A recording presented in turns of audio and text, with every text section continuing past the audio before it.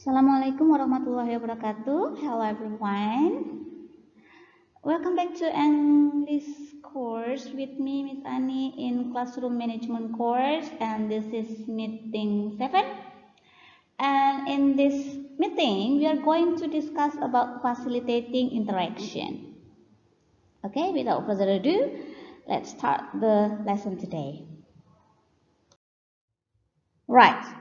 First, we are going to discuss about handling interaction in a whole class. A whole class means an activity that involves all students in the classroom. And the first thing that a teacher should do is encouraging the students to speak. Okay, so to encourage the students to speak, a teacher should be able to create the condition for speaking. How a teacher can create this kind of condition? I'll give you some tips.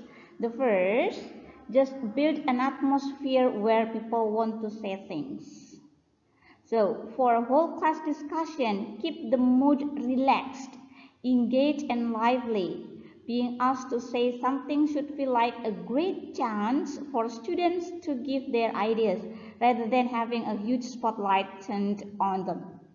Okay, and the second step, create reasons to speak. So just frame your topics as a questions and then puzzle or problems rather than as plain statements.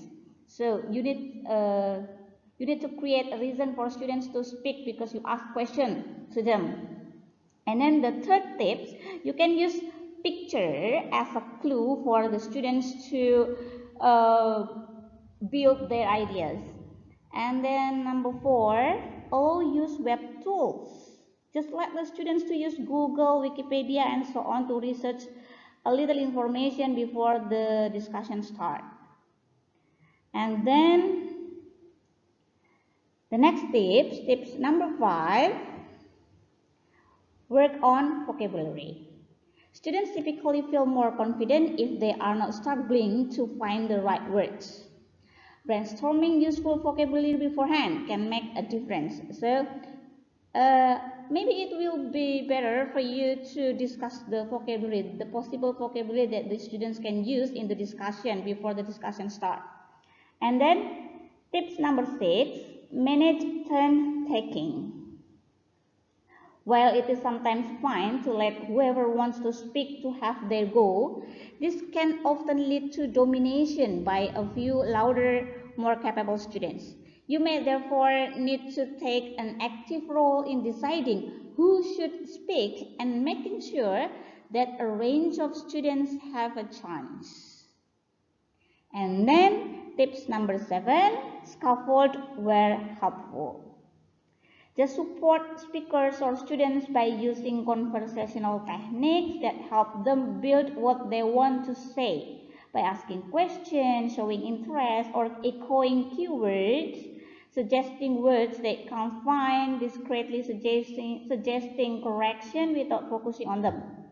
But be careful to avoid hijacking the conversation or echoing so much that it means that no one else needs to listen to the speaker. And then tips number 8, don't jump on errors. If your main aim is to get students speaking, then don't keep taking detours to focus on errors. If you often pick up on mistakes and work on them, students will become more nervous to speak and might hide rather than volunteer to say things. So just let the students speak and then keep the error after discussion finished to be discussed. And then number 9, allow thinking time. Don't expect immediate response. The faster students can do this, but not everyone. Build in space after a question before you nominate someone to answer or before you accept a volunteer to say something.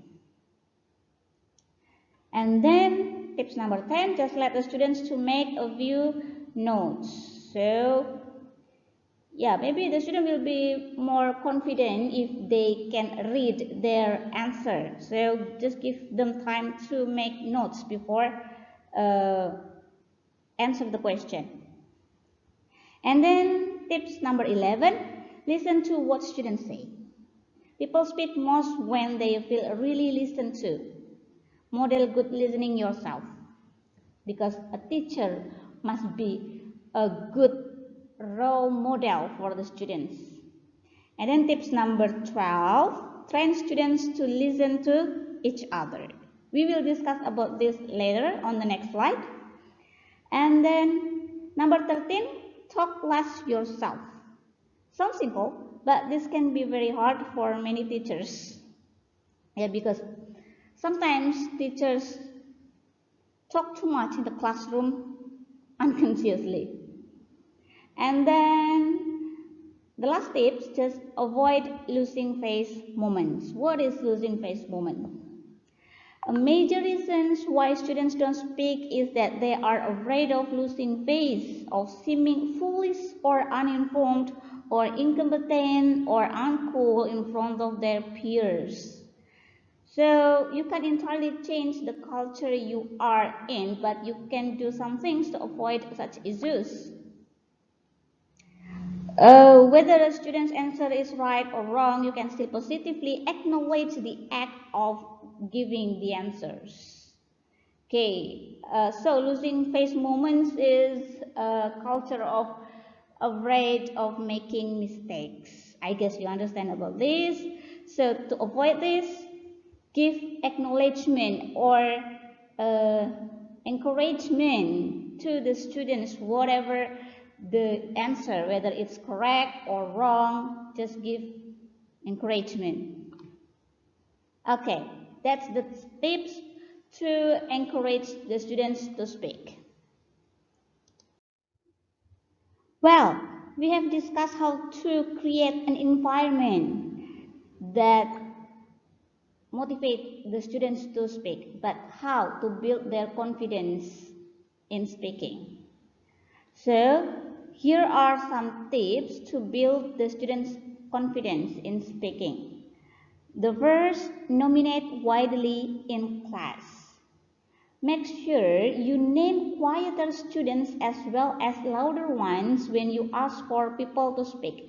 Whatever he or she says, acknowledge positively and be encouraging. Okay, here I will explain in bahasa. Maksudnya adalah beri kesempatan kepada semua siswa untuk menjawab pertanyaan, baik yang siswa yang aktif maupun siswa yang pasif. Dan apapun jawabannya, berikan apresiasi. Okay, second, use choral answer questions. As well as asking individuals to answer, have some question where you ask everyone to speak at once.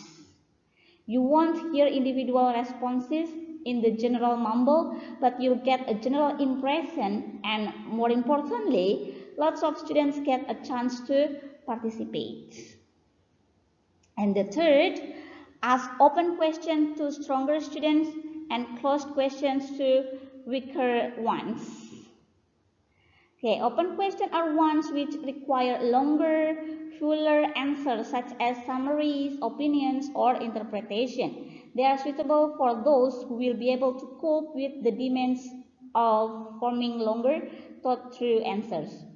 While you are building confidence in weaker, less forthcoming students, ask them a lot of closed questions. Nah, jadi ini tips bagus sekali untuk mengajak semua siswa agar bisa aktif di kelas.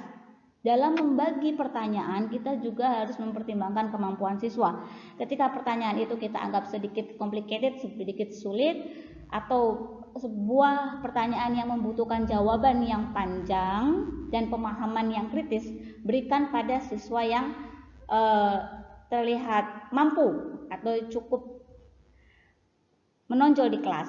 Tapi ketika melempar pertanyaan yang cukup mudah, berikan pada yang lemah, yang dianggap sedikit lemah. Nah, dengan begitu, semua siswa merasa diberi kesempatan untuk menjawab pertanyaan. Semua siswa memiliki kesempatan yang sama untuk bisa menjawab pertanyaan dengan benar, karena dari gurunya sendiri sudah mendistribusikan pertanyaan sesuai dengan bobotnya masing-masing. Begitu kurang lebih.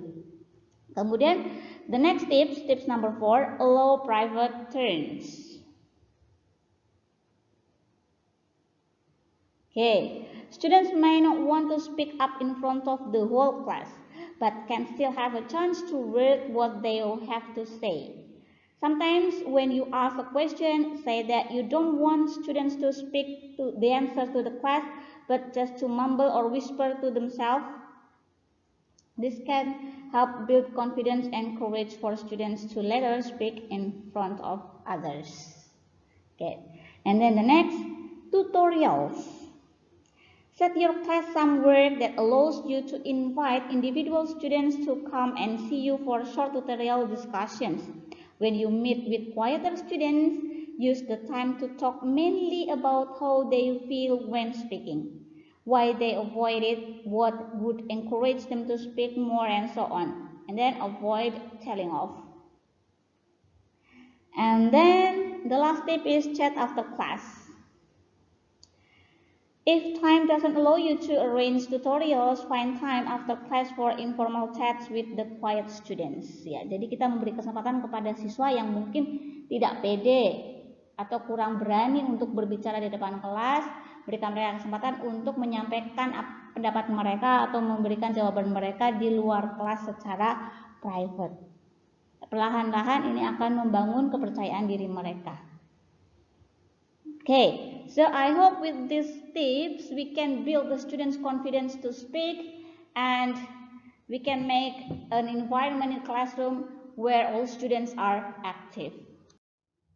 Okay, when all students are active in the classroom, don't forget to train them to listen to each other. So avoid all students speak without listening to each other. Okay, so how to train them to listen to each other? The first technique is by walking away. What means by walking away here? Okay, when a student is speaking so quietly that you struggle to hear them, a teacher's natural reaction might be to walk closer to them. This would allow you to hear the speaker better, but does nothing to help the rest of the class. So, paradoxically, if a student is speaking too quietly, it is often more productive to move further away from the speaker. You could then ask them to say it again, and the distance will often encourage them to speak louder. Oke ya, jadi yang dimaksud dengan walking away di sini adalah ketika ada seorang siswa yang menjawab pertanyaan dengan suara yang lemah atau kurang keras, seharusnya itu guru bukannya mendekat, tapi justru mundur dan memberikan instruksi kepada siswa untuk mengulang kembali jawabannya. Ketika jarak antara guru dan siswa semakin jauh, biasanya siswa akan secara otomatis akan mengeraskan volumenya karena berharap agar guru bisa mendengar suaranya lebih jelas. Begitu. Jadi ketika ada siswa yang berbicara kurang keras, bukannya mendekat, kita harusnya menjauh. Oke, good. And then the next technique, avoiding echo. Echo atau gema atau mengulang kembali jawaban siswa. Kenapa ini harus dihindari? Karena ketika guru mengulang jawaban siswa, maka siswa yang lain itu menjadi tidak memperhatikan jawaban dari siswa tersebut karena mereka merasa nanti juga akan diulangi oleh gurunya. Jadi mereka lebih memilih untuk menunggu guru tersebut mengulang jawaban dari siswa.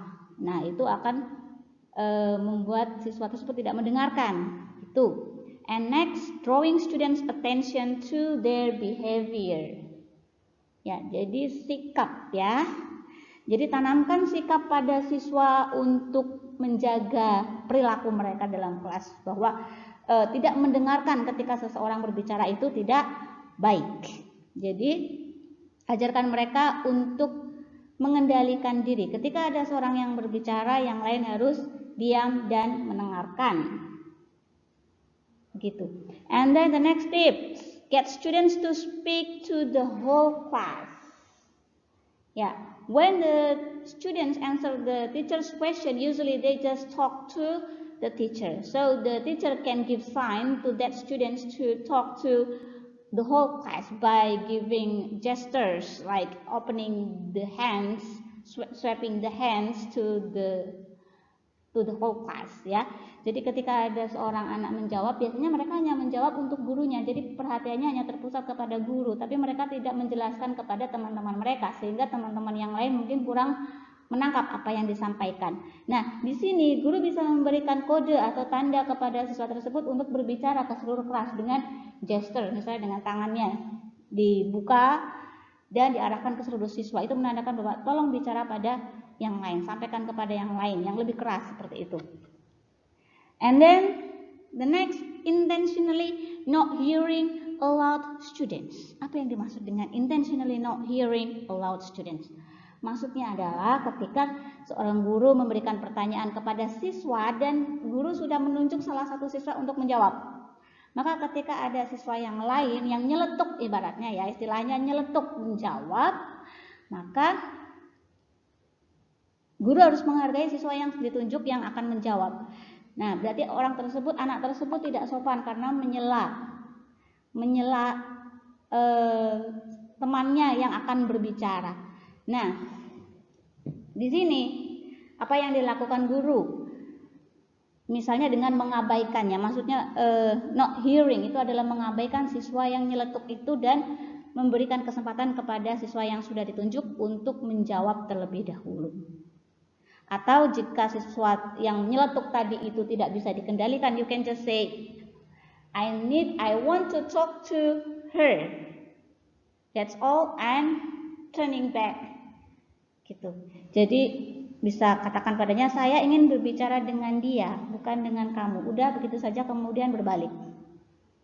Nah, itu menunjukkan tanda bahwa ini kesempatan dia untuk menjawab, bukan kesempatan kamu. Begitu. Oke, kurang lebih itu tipsnya bagaimana untuk melatih siswa agar mendengarkan satu sama lain. Oke, the next is about withholding validation of students' answers. Okay, and then the techniques here is called not rubber stamping. What is rubber stamping? Rubber stamping is, I will explain in bahasa. Itu seperti ketika ada seorang siswa menjawab pertanyaan guru, jawabannya benar, kemudian guru langsung memberikan jawabannya bahwa iya itu benar, tidak itu salah, seperti itu. Itu namanya rubber stamping. Nah, but a good teacher should not do this. So, what should the teachers do? Okay, the first, the teacher must acknowledge but don't validate. Ya, ketika ada siswa yang menjawab, guru harus mengapresiasi, memberikan terima kasih atau just say good job and so on, but don't validate. Maksudnya adalah tidak menunjukkan, tidak mengkonfirmasi bahwa jawaban tersebut betul atau salah. Ya, tetap kita apresiasi jawabannya, thank you, good job, well done.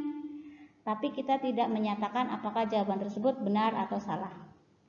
And on the other hand, get the other students to comment. Lempar pertanyaannya kepada siswa yang lain dan minta siswa tersebut untuk menjawab, atau tanyakan kepada siswa yang lain, do you agree?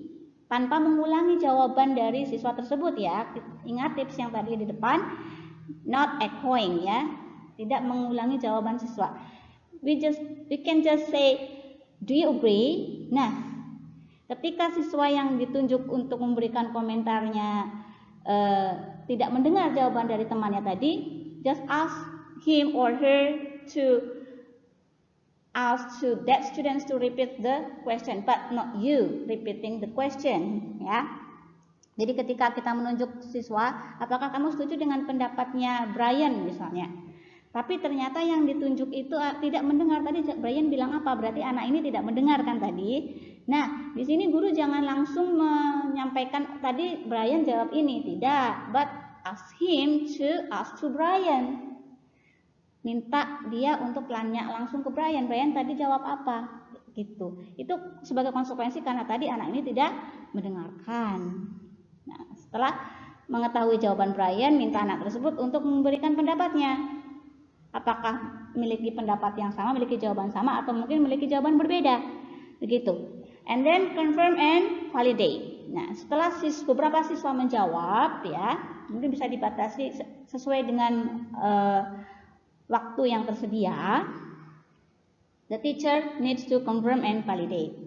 Setelah mendapatkan jawabannya baru dikonfirmasi apa jawaban yang benar dan give appreciation to the students who can answer correctly. Begitu. But remember about blank face, ya, blank face. Biasanya seseorang itu ketika menemukan jawaban yang benar itu mukanya tidak bisa menipu. Akan terlihat sumringah atau semacamnya yang menunjukkan bahwa ini jawaban benar. Seperti itu. Jadi sebagai guru itu harus pintar acting juga, jaga ekspresi mukanya, ya. Jaga ekspresi mukanya tetap blank, tetap datar, tidak memberikan indikasi bahwa jawaban itu benar ataupun salah. Itu yang dimaksud dengan blank face. Okay, that's it. Do you understand what I explained? I hope so. Well, after we discuss about the tips for facilitating interaction in a whole classwork, now let's discuss about working in pairs and groups. Okay, first of all, let's discuss some ways to make pairs and groups. The first is basic option. Basic option means just give the instruction clearly. For example, please make a pairs, or please make a groups of 4, make a groups of 5, something like that. That's basic option. And anyway, there are other options. For example, make non-random groups. Now, non-random, so it means that you give a criteria to make the groups. For example, ask learners to choose who they would like to work with and then make groups based on the result of a preceding activity, exercise or test, or use a matching task, but don't distribute pieces randomly. Give out sets of people that you want to work together. That's the example of making non-random groups. And then how to make pairs. Just tell the students, work with someone who blah blah blah is not sitting in a seat near you, or work with someone who you think will have a totally different view to your own, or work with someone who you have never worked with before, or blah blah blah. And then ask learners to write an anagram of their first name on a slip of paper. Collect the slips and redistribute randomly. Students have to try to unravel the anagram to find their new partner's name. Oke, jadi cara untuk membuat pair misalnya dengan meminta siswa untuk mencari pasangan yang tidak duduk di dekat mereka, atau mencari pasangan yang belum pernah satu grup, atau mencari pasangan yang